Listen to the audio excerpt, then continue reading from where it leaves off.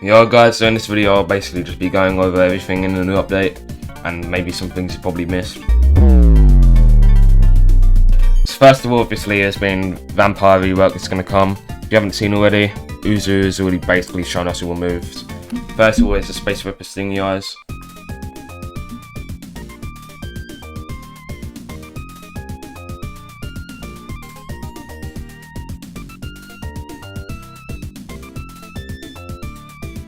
And there's also two passives, Ultraviolet Resist, which reduces cooldowns in the Space Ripper Eyes, and also reduces damage versus Hem1 and also the Sun, and also Hyper Regen, so you heal faster with Blood Bar. And then there's the Oblivion of Death, which is a dash into a freeze, and I don't really think there's been any leaks for this one, so yeah. There's also Bodily Mastery, which makes it so ice moves deal more damage, and then obviously there's also Vaporization Freezing, which is counter in this version.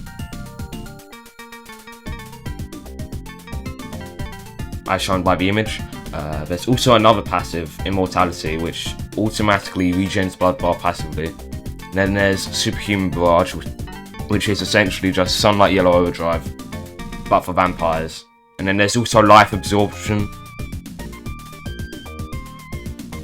which does basically the same as it did before, just steal blood, get into Blood Bar and regen by that. It's also an entirely new move, like concept kind of thing. There's a zombie summoning, so that summons Bruford from part 1, who had the Pluck Sword, which was given to Jonathan. So I can imagine, because this is like a cloning move for a spec, it will have a really long cooldown. Now there's also an upgrade to make the cooldown shorter, so, but it would make D4C Love Train Vampire really annoying, like even more annoying as it was before. Because now he has 3 different clone moves. So Bruford, you've got just the clone to yourself, and you've got the victim clone. So with Vampire out of the way, if you haven't seen already, there's a lot of GUI changes, like the Vampire one for a skill tree, which has already been shown. But also every other skill tree, stands in general, have been given a whole new like skill tree, like reset kind of thing.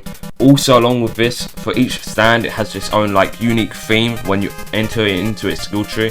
And there's also the new play screen GUI, which just looks a whole lot cleaner overall, and in my opinion the GUI pretty much will just change to fit the new kind of art style for YBA. I felt the old one was definitely a bit outdated and it was a good change. And then obviously also the credits and the help page were updated.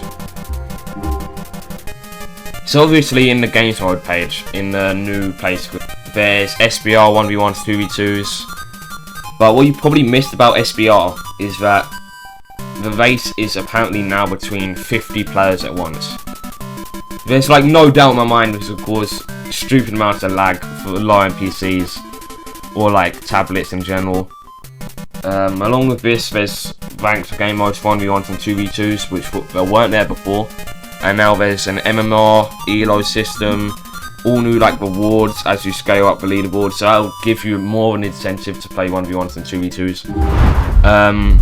However, there's also something else you definitely missed, but now you have statistics for YBA. I've been going on about that in my stream for quite some time, but yeah, I really wanted these statistics in the game. So what we've actually seen so far is just the first time you ever join YBA and your overall playtime for the entire game. So from what we can see, the scroll bar probably goes down like a lot further, so there's probably more statistics like arrows used, SBR's one hopefully, 1v1's one, 2v2's ones.